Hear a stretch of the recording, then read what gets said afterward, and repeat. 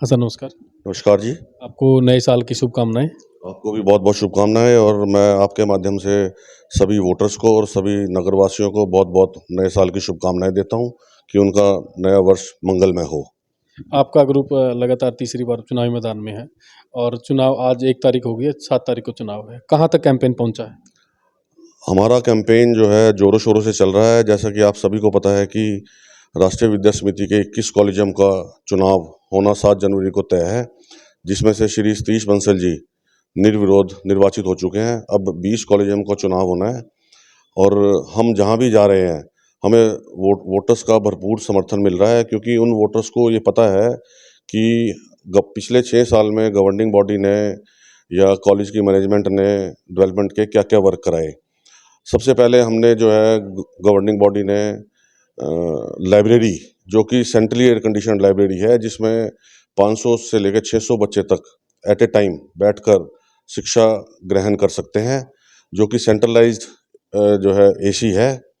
और उसके बाद हमने एक इवनिंग कॉलेज के लिए एक सेपरेट बिल्डिंग बनाई, जो कि मल्टी स्टोरीड बिल्डिंग है, जिसमें 40 कमरे हैं और वो हमने एक रिकॉर्ड टाइम में 1.5 साल के अंदर अंदर बनाकर पूरी कर दी थी। इसके अलावा हमने जो है स्कूल में सेंट्रली एयर कंडीशनड एक हॉल का निर्माण किया और वो भी हमने एक रिकॉर्ड टाइम में अप्रॉक्सीमेटली 1 साल में हमने तैयार कर दिया था, जिससे जो है बच्चे जो है उसमें तरह-तरह की एक्टिविटीज़ करके ला लाभान्वित हो रहे हैं। इसके अलावा एक हमने जो है आरकेएसजी कॉलेज में स्पोर्ट्स स्टेडियम बनाया, which is open to all, free of cost है और उसमें जो है सुबह-शाम इतनी बच्चों की, लेडीज़ की, बूढ़ों की, जवानों की इतनी भीड़ होती है कि आप जो है अगर इस देखोगे तो आपको ये लगेगा कि 6 साल में गवर्निंग बॉडी ने कॉलेज के इंफ्रास्ट्रक्चर को काफ़ी अपग्रेड किया है। मैं आपके माध्यम से ये भी सभी शहरवासियों को या वोटर्स को निवेदन करता हूँ कि कम से कम एक बार वो कॉलेज में या कॉलेज के स्पोर्ट्स ग्राउंड में एक बार विज़िट ज़रूर करें, ताकि उनको ये पता लग जाए कि हमारी गवर्निंग बॉडी ने पिछले 6 साल में कुछ काम किया भी है या नहीं किया है। इसके अलावा हम जो है जॉब ओरिएंटेड कोर्स भी 6 साल में लेके आए। उसका रिज़ल्ट आने में टाइम लगेगा ज़रूर, लेकिन अल्टीमेटली जो है वो जॉब ओरिएंटेड जो कोर्सेज़ लेके आए, बच्चों को नौकरी दिलाने में सक्षम होंगे वो। आप इस बात यदि रोज़गार की करें, विपक्ष का आरोप है कि आप लोगों ने रोज़गार हटाए हैं लोगों को। आपने इस दौरान कितने लोगों को नौकरियाँ दी हैं? क्या रोज़गार की स्थिति रही? 6 साल के टेन्योर में हमने 26 के करीब तो नॉन टीचिंग की रेगुलर जो है पोस्टिंग हमने जो है भर्ती करी है, जो कि गवर्नमेंट एडेड पोस्टें हैं। इसके अलावा हमने 9 टीचिंग पोस्ट पे हमने अपॉइंटमेंट करी है और इसके अलावा हम आगे भी जो है हमारी कोशिश रहेगी कि हम ज़्यादा से ज़्यादा गवर्नमेंट एडेड पोस्ट पे जो है अपॉइंटमेंट कर सकें, ताकि बच्चों को रेगुलर स्टाफ और रेगुलर टीचर मिल सके और बच्चे उससे लाभ ले सकें। गवर्नमेंट एडेड जॉब्स के अलावा और भी तो बाकी जॉब आप लोगों ने दी हैं। इसके अलावा भी जो हम एडॉक पे time to time according to requirement of the college जो भी अपॉइंटमेंट करते हैं, हम लगातार करते रहते हैं और हमारे पास कॉलेज में कम से कम 100 से लेके 110 तक एडॉक टीचिंग स्टाफ की हर साल हम जो है भर्ती करते हैं, क्योंकि कुछ स्टाफ जो है हमें 9 महीने के बाद डिसकंटिन्यू करना पड़ता है। तो 9 महीने के बाद जब नए टीचिंग सेशन में हम उनको रीअपॉइंट करते हैं। इस तरह से कम जो है साल में 150 बच्चों को हम जो है रोज़गार प्रोवाइड करते हैं। जो चुनाव लड़ रहा है आपके विपक्ष में गुट, उनका ये आरोप है कि ऐसी वोटर लिस्ट दी गई है जिसमें एड्रेस नहीं है, पता नहीं है, उनको मिल नहीं पा रहे। हमारे पास जो वोटर लिस्ट अवेलेबल थी, हमने वो सभी को प्रोवाइड कराई है। हमारे पास भी वही वोटर लिस्ट है, उनके पास भी वही वोटर लिस्ट है। हमने अखबार में भी एक ऐड दी थी कि भाई अगर किसी वोटर को, किसी मेंबर को अपने नाम में करेक्शन करानी है या अपने एड्रेस में करेक्शन करानी है तो वो करा सकता है। कुछ लोगों ने कराई है, लेकिन सारे लोग करा नहीं सके। इसलिए जो हमारे पास वोटर लिस्ट एज टुडे है, वही हमने दूसरी पार्टी के पास है, वही हमारे पास है। आप लोगों के पास ऐसे कुछ एड्रेस जिनका नाम पता नहीं मिल पा रहा? हमारे पास भी ऐसे ही हैं कुछ, हमें बहुत दिक्कत आ रही है। हमें जो है एक वोट ढूंढने में 4-4 दिन लग रहे हैं। हमारे पास जो वोटर लिस्ट जो कॉलेज में है वही हमारे पास है, वही दूसरी पार्टी के पास है। उनका एक और आरोप है कि जो चुनाव अधिकारी हैं, उन्होंने जो वोटर आइडेंटिटी कार्ड हैं वो आपके ग्रुप को दे दिए हैं, जबकि वो कॉलेज की तरफ से बंटने चाहिए थे। नहीं, उनका आरोप निराधार है।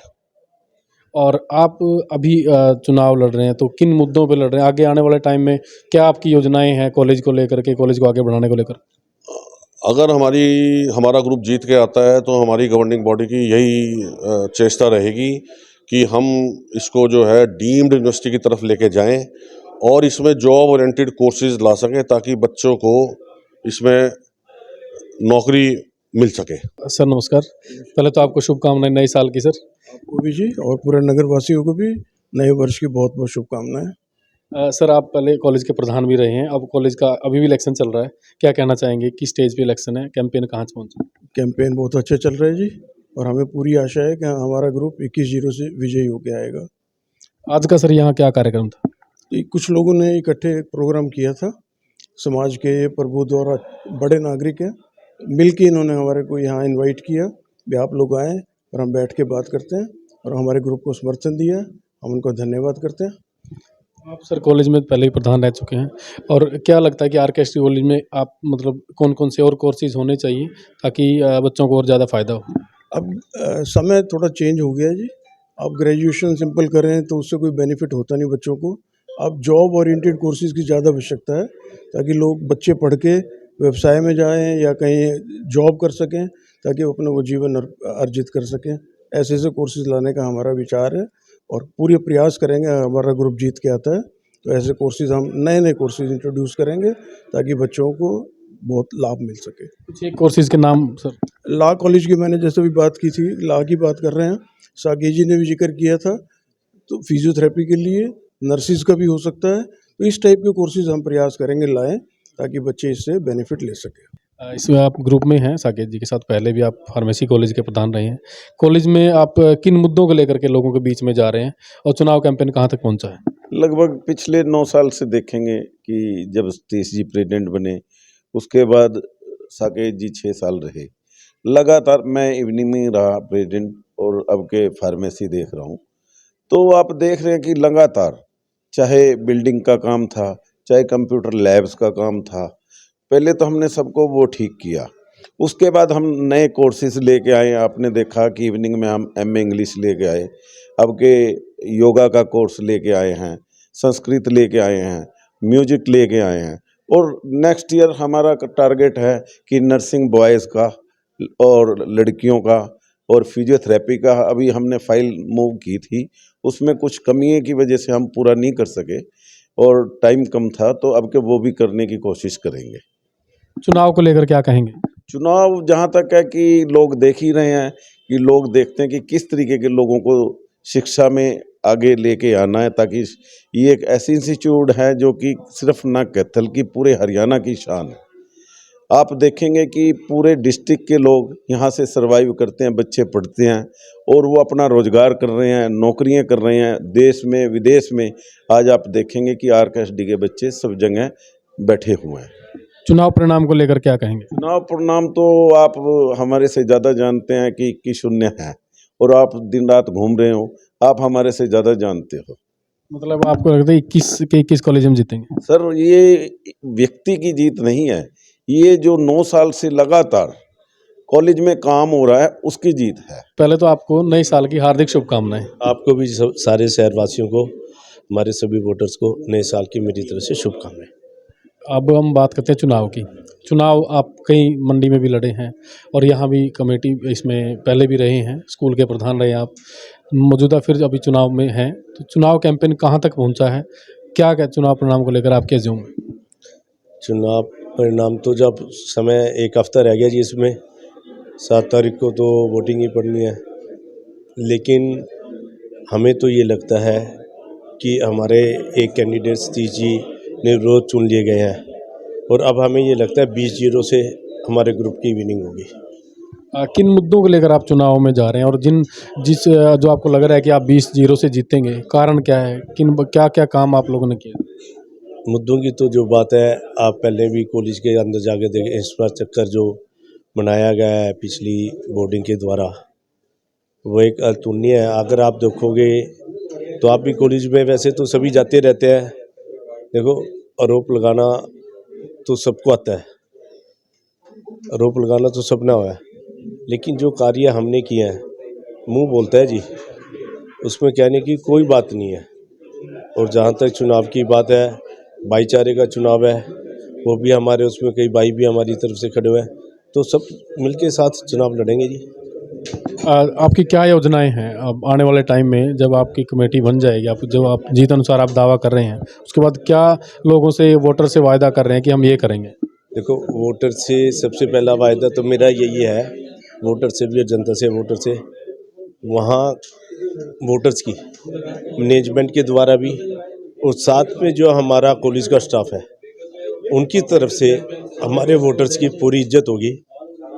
जैसा कि कई बार आपने पहले भी मुझसे बिना इसके कैमरे की हमारी बात होती रहती है, अभी वहाँ इज्जत की बात नहीं है स्टाफ के द्वारा, तो मैं ये सुनिश्चित करेंगे हम भी हमारे वोटर्स की कॉलेज के अंदर पूरी इज्जत हो। जहाँ तक आप ये बात है, अभी आगे क्या करने की बात है, ये कॉलेज के मैटर है, नए कोर्सेज को लेके आना, नई उसके अंदर नियुक्तियाँ करना और इसका इंफ्रास्ट्रक्चर को और ऊपर लेके जाना, यही हमारी योजनाओं में शामिल है।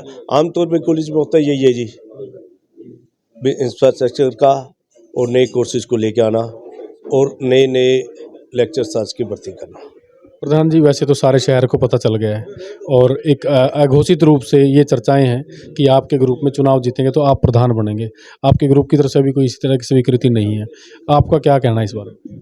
नहीं, इसमें ये क्लियर है, सबसे पहले हमारा एक दिया है भी हमें 21-0 से चुनाव जीतना है। उसके बाद ये तो डेमोक्रेसी है, उसके बाद जिस प्रकार से भी ग्रुप फैसला करेगा, जिसके नाम पे भी फैसला होगा वही प्रधान बनेगा।